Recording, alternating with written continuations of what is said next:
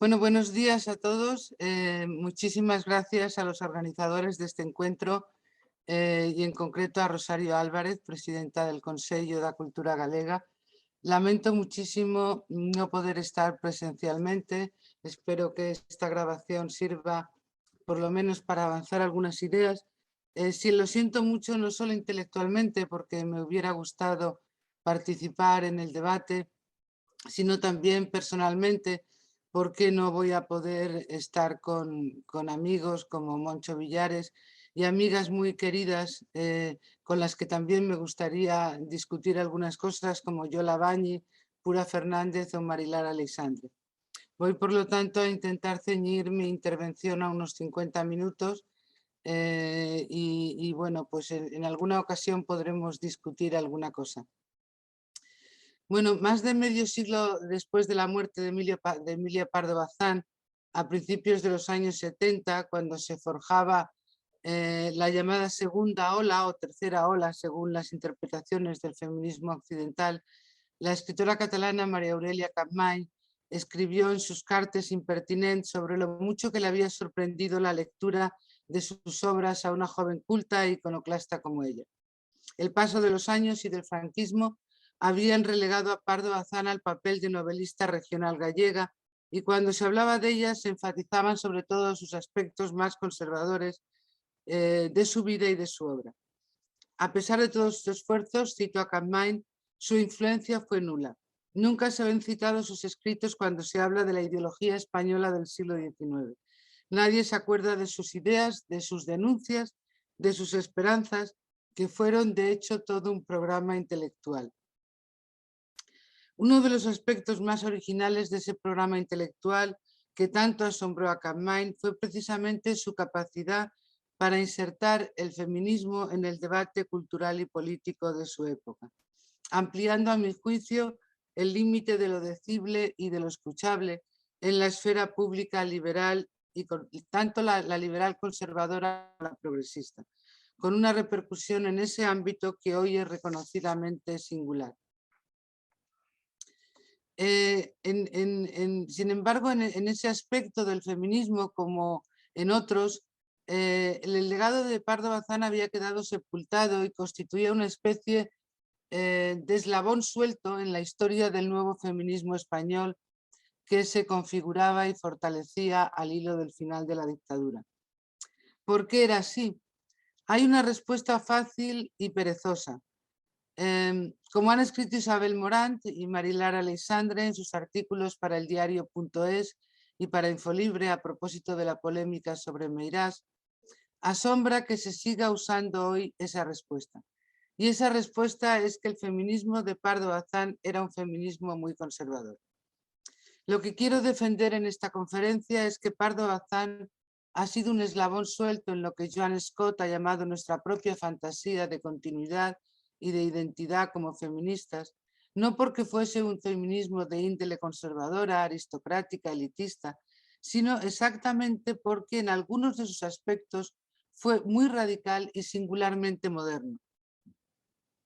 Pardo Bazán nunca creyó, como George Eliot, por citar a una escritora europea importante, o Concepción Arenal, por citar a una insigne intelectual española, que las mujeres tuviesen una naturaleza o unas disposiciones y cualidades especiales ligadas fundamentalmente a la maternidad, que las hiciese más empáticas, moralmente superiores, más capaces para la solidaridad social o individual.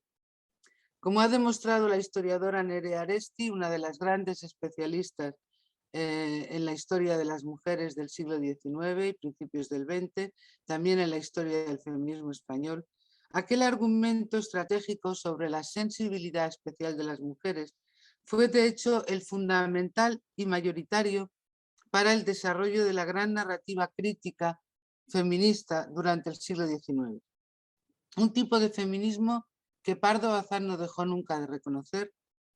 Fue una gran admiradora de Concepción Arenal, aunque no se puede decir lo mismo al contrario, pero fue un feminismo del que se distanció públicamente con argumentos que, a mi juicio, hoy parece sorprendentemente que es necesario seguir debatiendo.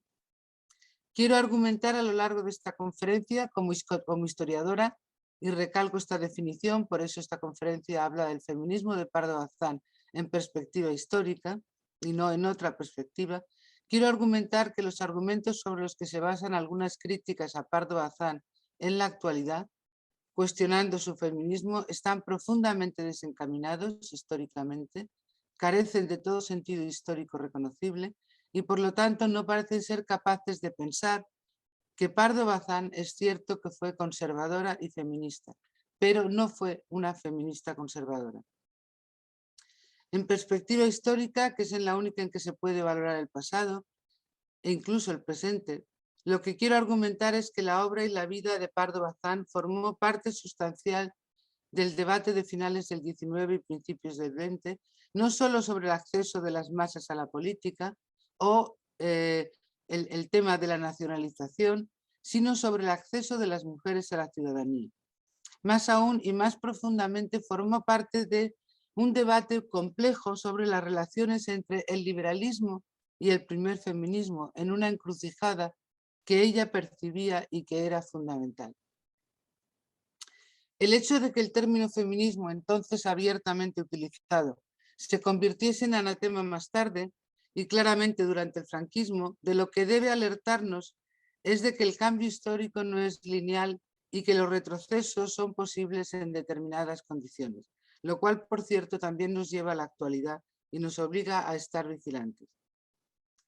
Y vigilantes quiere decir pensar en que vivimos en un proceso histórico y no en un vacuum digamos, posmoderno o de estudios culturales con escaso anclaje en la historia. En la práctica cotidiana de discusión sobre la llamada cuestión femenina, se cruzaron en toda Europa, y recalco en toda Europa, lenguajes disponibles y tradiciones culturales muy diferentes. Diferentes pero no estancas, como no lo son ahora. Por un lado se enfrentaba la vieja misoginia y el nuevo ideal del ángel doméstico. Junto a ellos se diseminaban con la autoridad de la ciencia los razonamientos positivistas sobre la diferencia natural entre hombres y mujeres. Pervivía y se reformulaba al mismo tiempo el modelo de la madre cristiana y de la mujer fuerte de la Biblia. Por último, se discutían las críticas de raíz ilustrada y horizonte universalista sobre la educación y la extensión a las mujeres de los derechos adquiridos por los hombres en el curso de las décadas revolucionarias. Todo ello, insisto, convivía, se cruzaba, se enfrentaba, no de una manera estanca. Era un legado abigarrado y confuso, con enormes contradicciones entre sí, que requiere en cada caso un análisis concreto, pero cuyo resultado colectivo más sobresaliente fue, como escribió el jurista y sociólogo Adolfo Posada, el krausista, que el feminismo, que fue el título de una recopilación de artículos que publicó en 1899, lograse convertirse en la última década del siglo en una de las cuestiones del día de todos los países o de buena parte de los países occidentales. Cito a Posada: una de las revoluciones más grandes de este siglo ha empezado a cumplirse, el cambio de la condición política, doméstica, educativa y moral de la mujer. Lo interesante de observar en ese contexto es cómo en el peculiar feminismo de Pardo Bazán se aliaron y también, digamos, se encontraron recorridas por un potencial contradictorio fuerte, del que yo creo que hablará Yola Bañi esta tarde. Digo que se aliaron, se cruzaron de manera tensa y contradictoria lenguajes de denuncia muy diversos, pero insisto que esto ocurre en toda Europa y insisto también en que la construcción de nuestro legado comunista siempre ha sido necesario, como ahora, declinarlo en plural. Para Pardo Bazán fue fundamental, y no solo a nivel histórico o a nivel retórico, una lectura en clave individualista e inevitablemente anacrónica, en tanto que moderna, en tanto que interesada, del legado del catolicismo respecto a dos cuestiones: la unidad de la especie humana, el carácter no sexuado de las almas y el libre albedrío y la idea de perfectibilidad. Una lectura muy efectiva en favor de la dignificación y los derechos de las mujeres, realizada al menos en parte a través del padre Feijóo, de Concepción Arenal, a quien, insisto, siempre admiró, y a través de sus amistades krausistas, quizá más que del krausismo. De ahí procedió, de hecho, una veta de autorización intelectual, moral y personal para convertirse en escritora, lo cual fue crucial en su capacidad de ser, en su trayectoria. Para evitar conclusiones tópicas respecto a la religión, a las relaciones entre feminismo y religión, quiero enfatizar 3 cuestiones que hablan del potencial y de las contradicciones inherentes a la utilización de ese legado por parte de Pardo Bazán.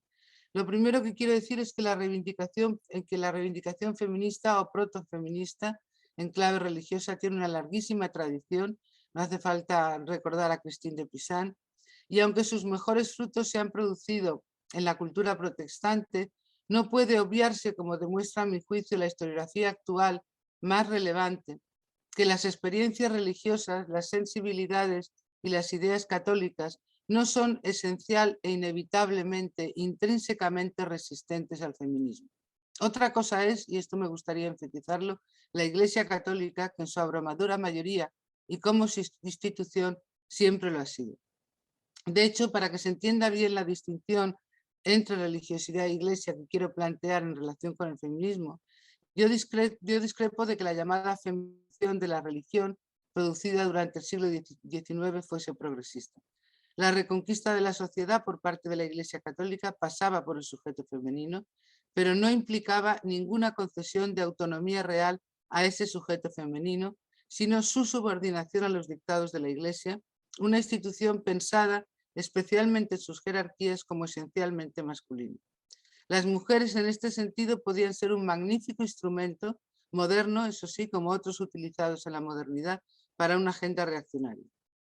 También, sin embargo, la utilización de un lenguaje religioso podía, con más o menos límites, tener una capacidad emancipadora, retórica y efectivamente. Lo interesante y lo crucial, y esta es mi segunda observación, es la forma en que Pardo Bazán se empeñó desde sus primeros escritos en explorar la tensión entre razón y fe, que era clave en todo el pensamiento europeo de la época, en el contexto de las ásperas guerras culturales y del resurgir de la religión en un mundo moderno, que fueron esas guerras culturales características del siglo XIX. Y en esa empresa, tercera observación, Pardo Bazán no antepuso la religiosidad ni su defensa a la exploración intelectual y artística. Y esto es importante, aunque sostuvo siempre la razón lógica e individual de creer. Por eso fue escritora y católica, pero nunca tampoco una escritora católica. Nada que ver con el modelo de Fernán Caballero o de Pilar Sinués, por ejemplo.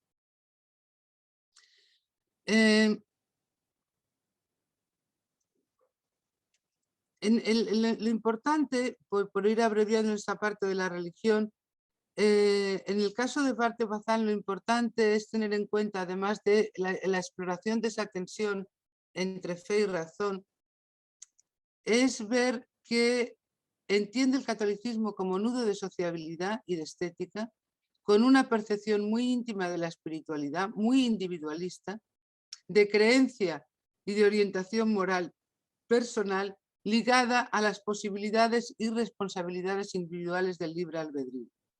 En este sentido, como ha demostrado Maricruz Romeo en el texto uno de los textos del catálogo de la Exposición de Madrid sobre Pardo Bazán, el libre albedrío y la moral individual es una clave de su pensamiento religioso, también de su feminismo. Sin embargo, a mi juicio, si se hubiera quedado ahí, si se hubiera quedado en una defensa en clave religiosa, por muy individualista y en algunos momentos casi protestante, de Pardo Bazán, no habría sido tan singular su legado, ni tan moderno. Como le ocurrió a Mary Wollstonecraft con el pensamiento radical ilustrado, que fue capaz de activar de una forma distinta su religiosidad disidente y sus lecturas de Rousseau, para Pardo Bazán fue fundamental una lectura y una tradición netamente liberales para activar y hacer evolucionar su feminismo. Me refiero a The Subjection of Women de John Stuart Mill, de 1869, que ella tradujo en el 91, 1800, como la esclavitud femenina y que conoció a través del fundador de la institución libre de enseñanza, el krausista Giner de los Ríos. lo cual es relevante porque, como ha demostrado también Nerea Aresti, los círculos krausistas, que tienen una fuerte componente religiosa, aunque de amplia tolerancia, cosa que también ocurre con Pardo Bazán, los círculos krausistas fueron probablemente el terreno mejor abonado para pensar sobre la emancipación y la educación de las mujeres dentro del liberalismo español, incluso más que los círculos demorepublicanos. Y ahí creo que se podría ver, por ejemplo, la obra de Florencia Peiró, otra historiadora que analiza en su estudio no solamente las posibilidades para las mujeres de la ideología demorrepublicana, sino también el sexismo y la misoginia de muchos de esos círculos que en ocasiones no tenían nada que envidiar a los propagandistas católicos. En todo caso, para Pardo Bazán, la traducción del libro de Stuart Mill significó un intento muy atrevido en su época de modernizar el debate español respecto a la manera en que se había modernizado el movimiento feminista occidental. Una reformulación que afectaba directamente a la línea de flotación del debate clásico que apunté antes y que giraba en torno a la naturaleza de las mujeres. Entro en la segunda parte de mi intervención. Nadie nace feminista, como no nace liberal, socialista o conservador, como no nacemos incluso ni españoles, ni gallegos, ni franceses. Se va convirtiendo en tal y ese proceso es el que hay que analizar. Lo he intentado en mi biografía de Pardo Bazán y a ella remito para una lectura más compleja y más pausada. Aquí me voy a limitar en lo que queda de conferencia a señalar algunos hitos personales e intelectuales, es decir, en Pardo Bazán. Es decir, en alguien que acaba siendo capaz de comprender que sus dificultades personales eran dificultades colectivas y que sobre esa premisa había que asentar el análisis y la acción. En primer lugar, me gustaría destacar el ambiente liberal y progresista en el que se crió y en la autorización del padre y, muy crucialmente, la autorización moral, personal, efectiva, material de la madre, que fueron fundamentales para asentar una noción fuerte de sí misma y de sus posibilidades. Como ha demostrado otra historiadora, Mónica Burguera, que también escribe en el catálogo de la exposición sobre Pardo Bazán, como lo hace también Yola Bañi, el progresismo clásico en el que se formó Pardo Bazán, José Pardo Bazán o Amalia de la Rúa, su mujer, fue una cultura política fundamental para el primer feminismo de las llamadas damas respetables del segundo tercio del siglo XIX. No puedo entrar mucho más en ello, pero más allá de la evolución posterior de Pardo Bazán y de Amalia de la Rúa, esa posibilidad umbral que ofreció la cultura progresista es crucial para entender el feminismo vital y la disposición intelectual y vital de Emilia Pardo Bazán. Las cosas, sin embargo, no fueron nunca tan sencillas. Bueno, de hecho, Pardo Bazán, se me olvidaba señalar que en el prólogo al libro de Stuart Mill cita a su padre y señala que en Mill encontró muchas de las cosas que su padre y su madre le habían ido diciendo a lo largo de los años. Las cosas, sin embargo, no fueron tan sencillas ni tan lineales. Es necesario enlazar este aspecto de la cultura progresista con su militancia carlista, es decir, en el polo opuesto. Y su desengaño también con el carlismo, cuando le fueron sistemáticamente cortadas las alas a su capacidad intelectual y a su creatividad en revistas como La Ciencia Cristiana. No puedo entrar más en ello. El distanciamiento del carlismo de Pardo Bazán, que de todas maneras sigue teniendo un pozo fuerte en su trayectoria, en lo menos interesante quizá de su trayectoria, excepto en un aspecto. No puedo entrar demasiado en ello, pero sí me interesa entrar que esa militancia carlista nos habla de un desengaño contrario, del desengaño respecto al liberalismo de su época, no al progresismo clásico de su padre, que siempre respetó y valoró, sino al liberalismo de la Restauración, en el que muchos liberales, pensemos directamente en dos escritores como Juan Valera, liberales, o Clarín, no hablo de Menéndez Pelayo porque es difícil llamarle liberal, pero esta gente ridiculizó sistemáticamente a las mujeres escritoras y fueron tanto o más misógenos, como he avanzado antes, que los neocatólicos. Rosalía de Castro ya dijo que incluso los más progresistas miraban a la mujer escritora como quien ve al diablo.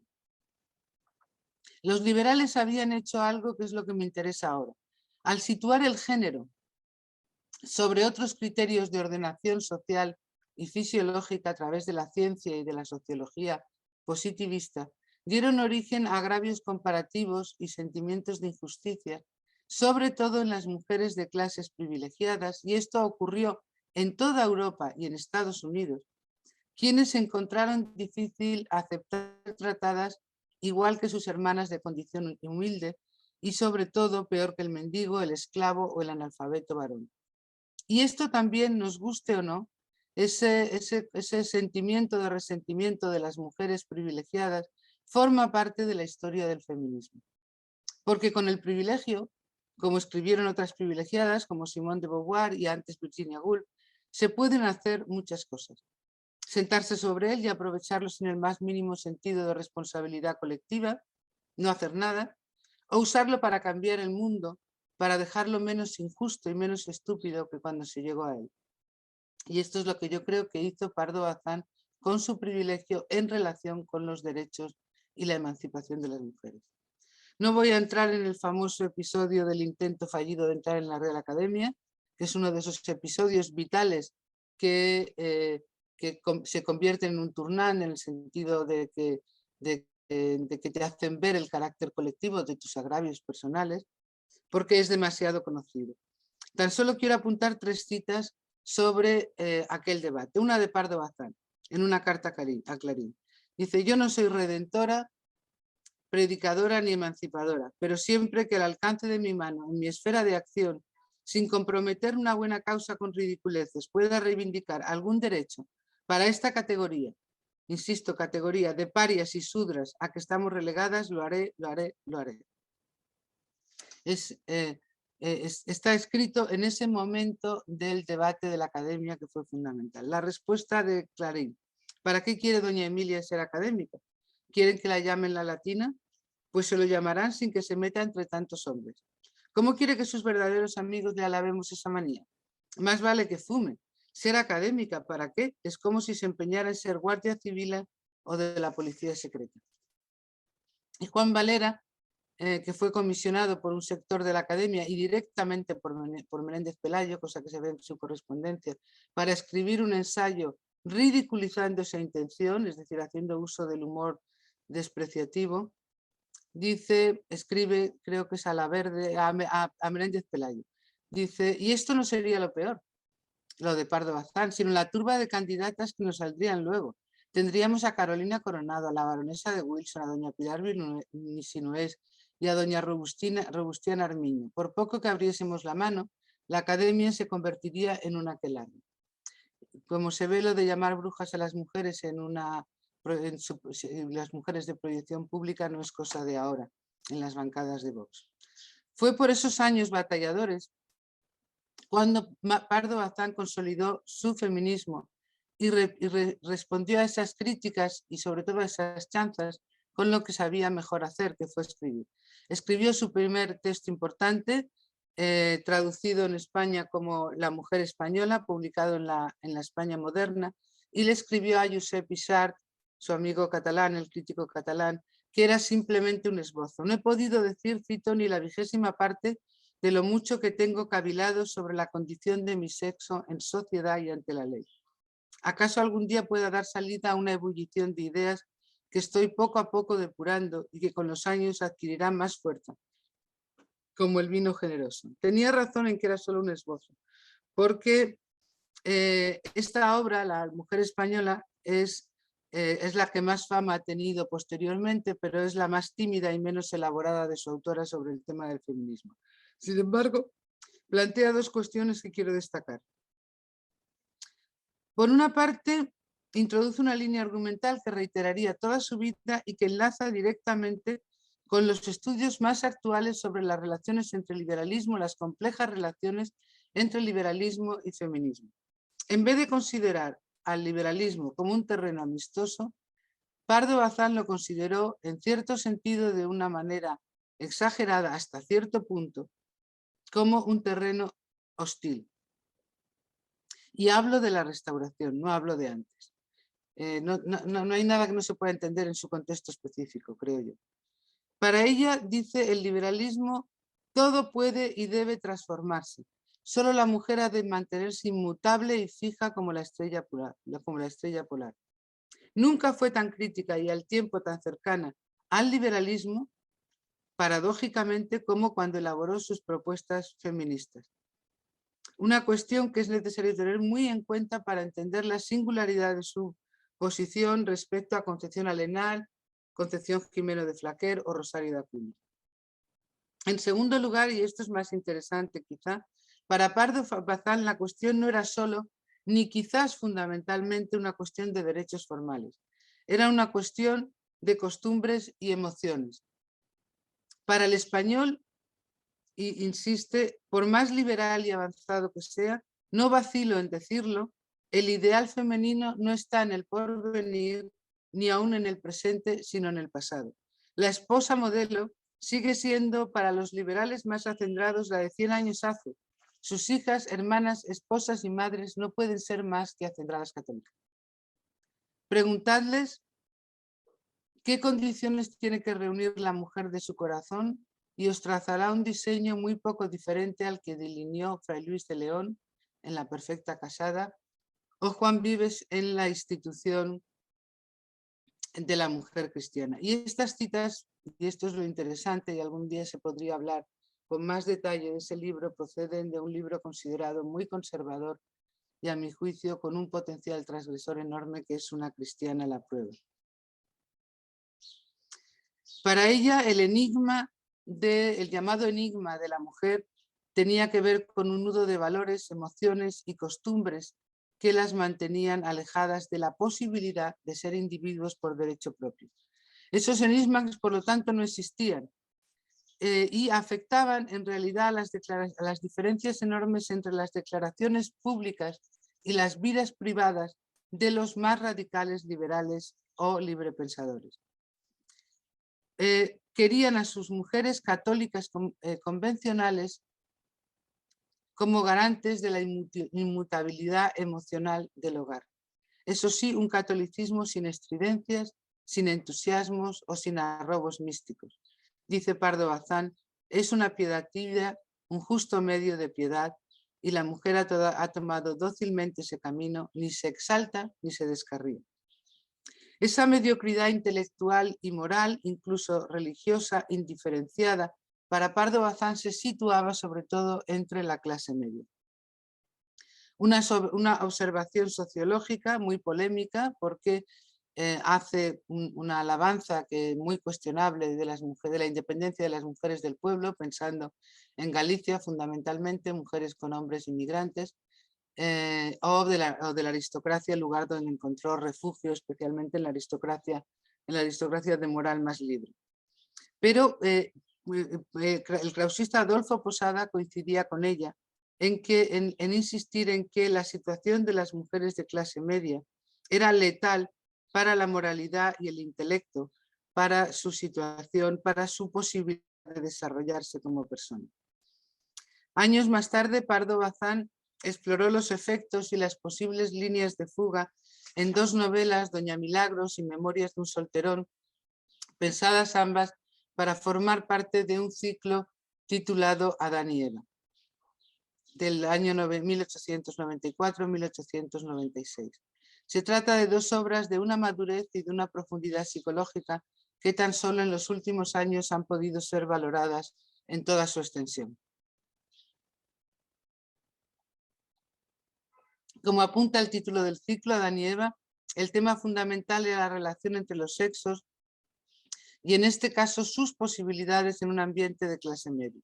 En Doña Milagros se explora la amistad entre una mujer casada, fuerte, capaz, honesta y un atribulado y débil viudo, don Benicio Neira, padre de 9 hijas, que representan todas las posibilidades de señoritas casaderas con pocos medios económicos.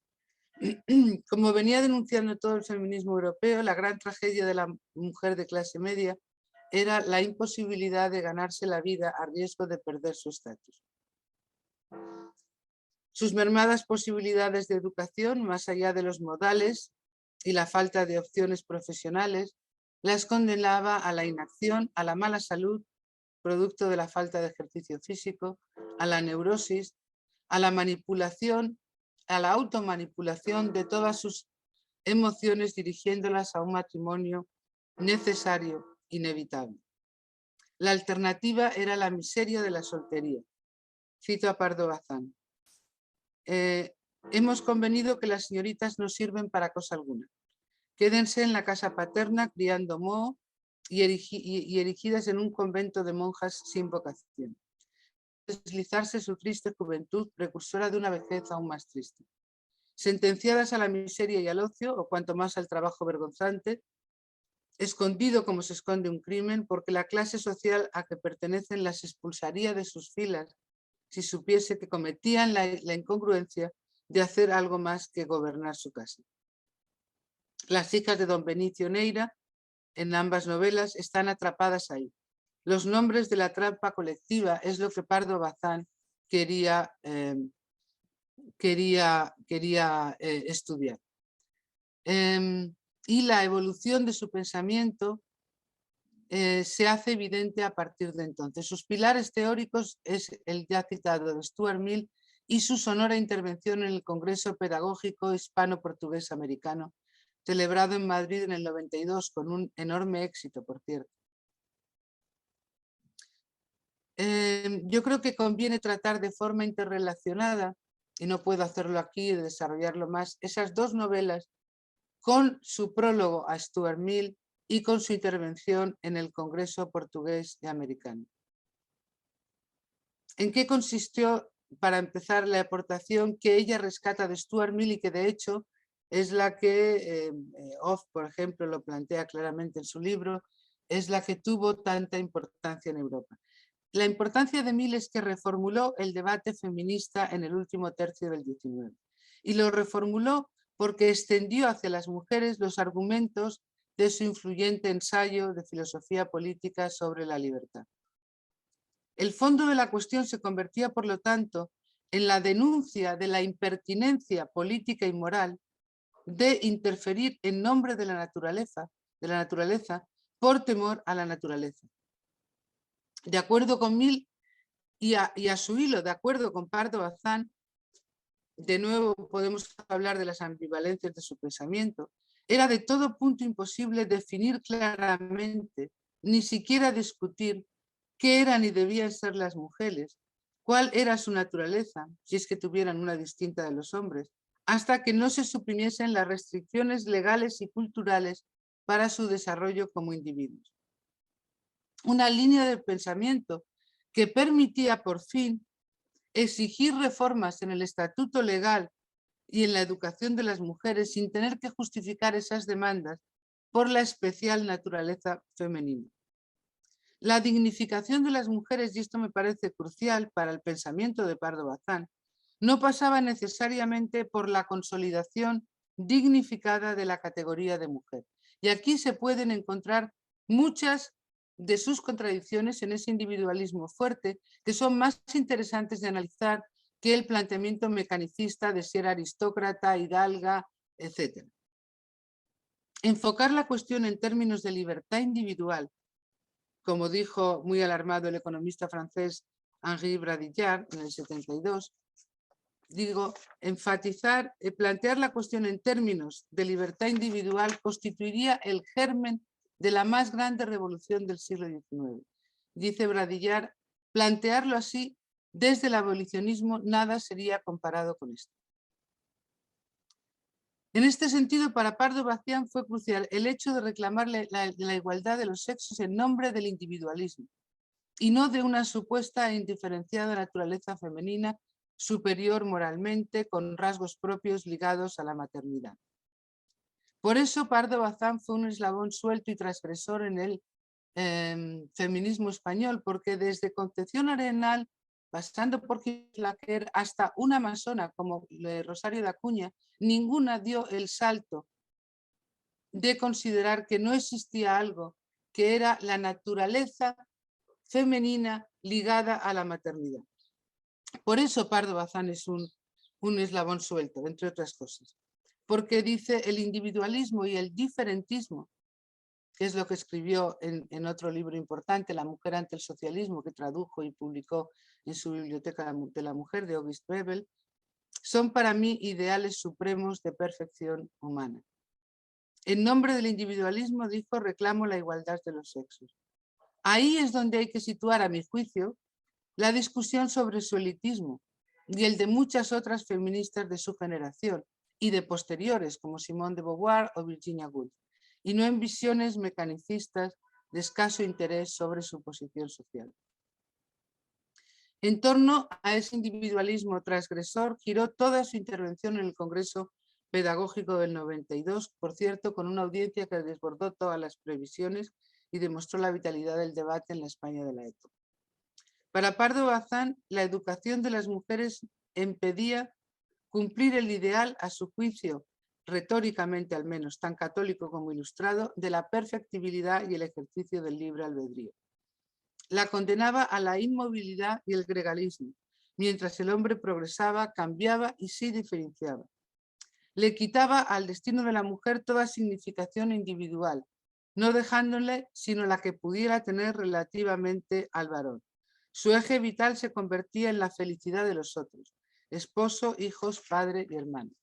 Como ha apuntado Margaret Somers en un artículo ya clásico, simplemente porque en ciertos lugares y en ciertos momentos históricos las mujeres parezcan ser moralmente más relacionales que los hombres en su sentido de la agencia, esto no significa ni sostiene la conclusión más general de que todas las mujeres son en todo lugar y en todo tiempo esencialmente más relacionales que los hombres. Para Pardo Bazán, la nueva educación tenía que ser un instrumento para propiciar en primer término la capacidad de las mujeres para ser individuos y a partir de ahí cualquier posibilidad de proyección social. Una de las hijas de Benicio Neira, en Memorias de un solterón, Fe, llamada Feita en su familia, es la expresión literaria más acabada, a mi juicio, de ese ideal. A trancas y barrancas, con modelos y contramodelos que la animan y la desconciertan, Feita va buscando su camino, observada con condescendencia y malicia por un caballero local tan elegante como librepensador, llamado Mauro Pareja, que es el narrador de la historia. Un caballero liberal típico y una historia aparentemente típica de Príncipe y Cenicienta. Una historia en la que por fin sale victoriosa la mujer futura, encarnada en una jovencita voluntariosa que ama el ejercicio al aire libre, que se ahoga en su casa entre sus hermanas, que quiere ser independiente y trabajar, que consigue diferenciarse de su asfixiante fratría a través de una educación casi autodidacta, para la que cuenta con la cada vez más sorprendida ayuda y, a mi juicio, improbable enamoramiento de Pareja, y con una biblioteca que sí que establece un enlace con otras mujeres y que es la biblioteca, un recuerdo de la biblioteca de la Condesa de Espoz y Mina en A Coruña. Lo interesante de esta novela de plena madurez narrativa es una de las que mejor se leen ahora, a pesar precisamente por su final, a mi juicio, transgresoramente feliz, es ver cómo se cruza el proceso de emancipación de Feita con las dudas y las reservas del caballero que la observa y la ayuda. Un caballero, insisto, moderno y liberal, que se siente alarmado, sin embargo, por el entusiasmo, la inteligencia, incluso por el aspecto físico, Feita, de aquella mujer o aquella muchacha peregrina.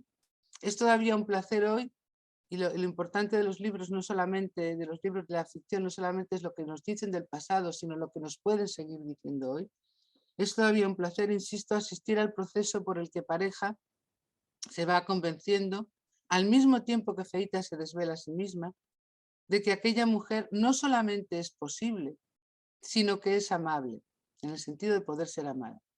Y aquí Pardo Bazán vuelve sobre un tema fundamental para todas las mujeres feministas desde Mary Wollstonecraft, por lo menos. ¿Pueden ser amadas por los hombres, las mujeres independientes, cultas, intelectuales? ¿De quién se enamoran los hombres? ¿De quién se enamoran las mujeres? Recuerdo que estoy hablando del amor heterosexual. Esa cuestión de la individualidad femenina y del amor es en todo caso crucial para lo que Pardo Bazán quiere producir en la mente y en las emociones de sus lectores. Esto es la admiración o al menos la deferencia ante esa mujer nueva que hacia el final de la novela, cuando Mauro Pareja finalmente se rinde a todos esos encantos, incluido el de la independencia, le pide matrimonio. Y ella puede contestar: solo aspiro a gozar de la libertad, no para abusar de ella en cuestiones de amorucos, sino para descifrarme, para ver de lo que soy capaz, para completar en lo posible mi educación, para atesorar experiencia, para, en fin, para ser algún tiempo, y quién sabe hasta cuándo, alguien, una persona, un ser humano en pleno goce de sí mismo. Aquí el matrimonio, mucho más que en Insolación de la Marquesa de Andrade, podía ser también para aquella chica de clase media, solo y nada menos que una opción entre las del individuo mujer. Recuerdo que estoy hablando del siglo XIX y en esas condiciones, teniendo en cuenta cómo en otras novelas, desde La Regenta hasta Ana Karenina, ese tipo de mujeres son castigadas, un final feliz puede ser transgresor.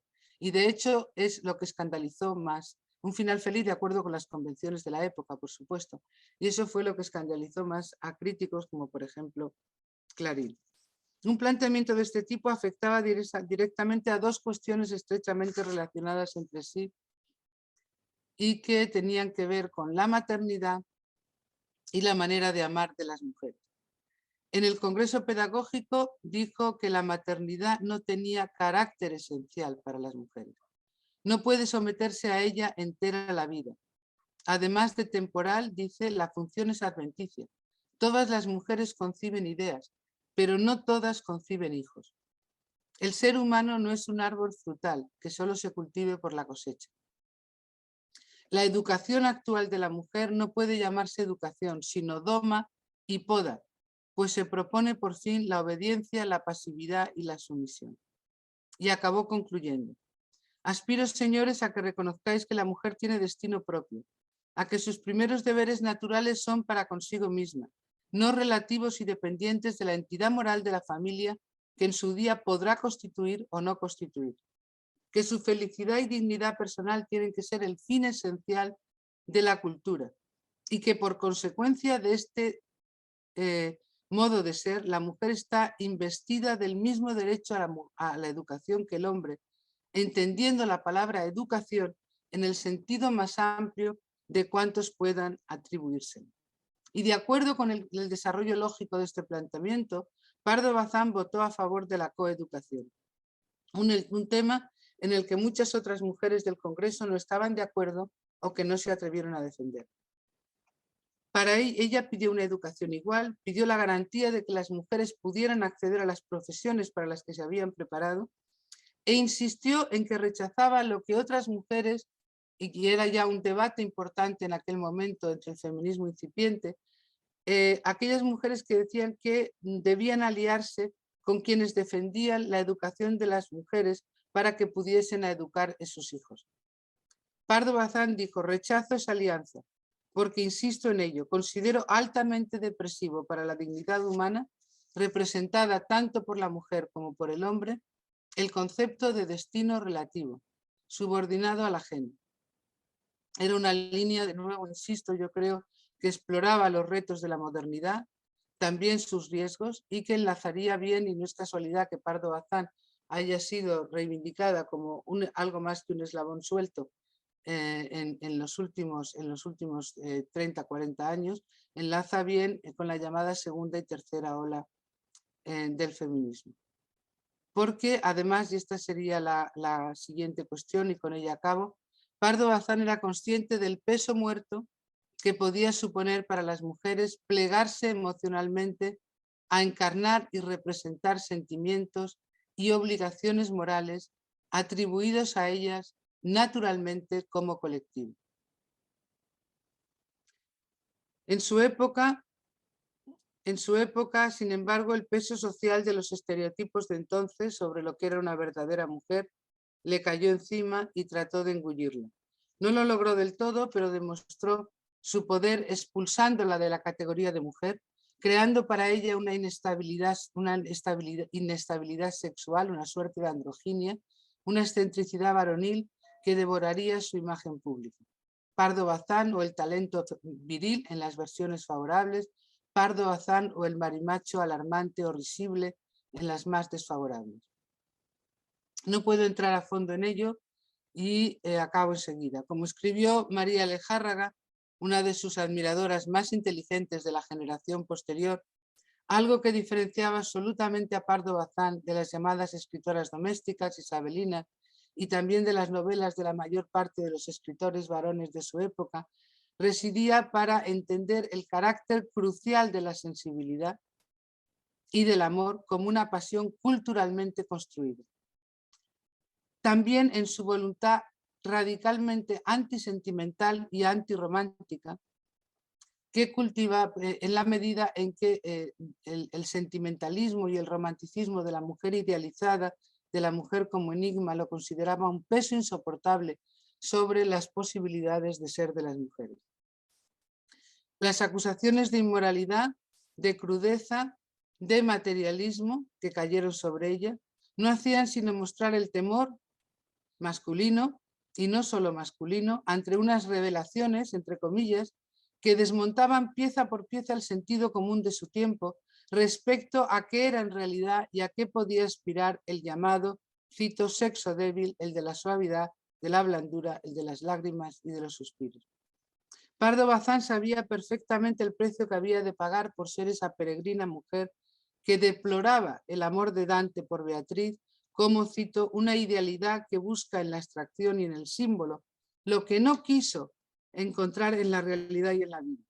Una mujer que admiraba a John Stuart Mill y a Harriet Taylor, porque a su amante primero y luego esposa, Harriet Taylor, que escribió con él, de hecho, tanto el ensayo sobre la libertad como la esclavitud de las mujeres, y Pardo Bazán admiraba enormemente esa posibilidad de amor entre dos grandes intelectuales, porque han traído esa idealización absurda a la tierra, porque han desvelado al fantasma que acosaba y destruía a las mujeres a base de ensalzarlas. Y tenía muy claro, por ejemplo, ese recurso retórico y vital de alguien como Juan Valera. Mientras tanto, mientras el mundo que construyó aquella pareja y que quizá ella quiso construir en sus relaciones amorosas se hacía realidad, para ella la fuerza redentora de las mujeres estaba en ellas mismas. Nunca dejó de agradecer los apoyos masculinos que tuvo y que fueron muchos y que son más interesantes de analizar que la misoginia habitual, y es lo que he intentado hacer en la biografía publicada en el 19. Nunca olvidó hablar de Giner de los Ríos, ni tampoco de su padre y de otros intelectuales que la apoyaron hasta el final.